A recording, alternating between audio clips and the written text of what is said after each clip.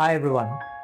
Every year after A-levels, a lot of students they speak to me as well as some of their parents also reach out to me and ask what you should do after A-levels because there seems to be a lot of mixed opinions about the types of opportunities that you have in the future. So as a person who has worked in the talent industry, doing talent transformation work for over 2 decades, most of the time they ask do you have enough opportunities in the human resources or talent space, right? Human capital space. So I always used to say them, yes, there's a lot, and it's going to be very critical also going forward.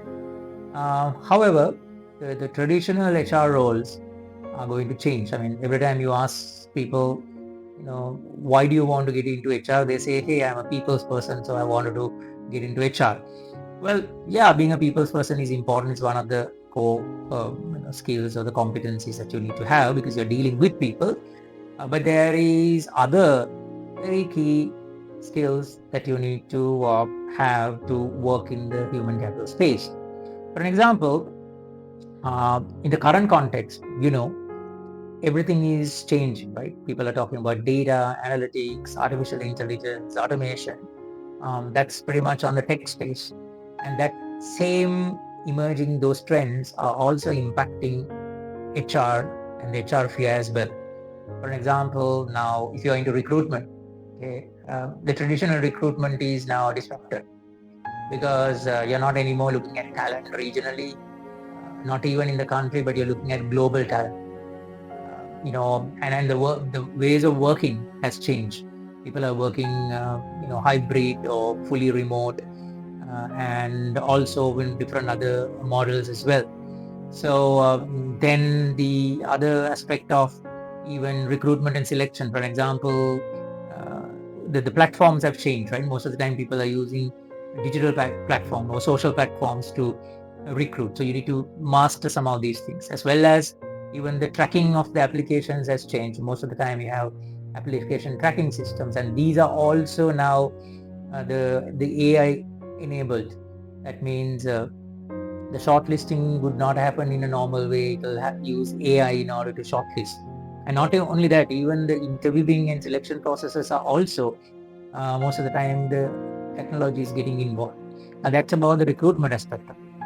If you look at people development, again, it's a game changer, right? Because the new generation of employees are, you call Gen Zs and Gen Alphas, the new generations coming in.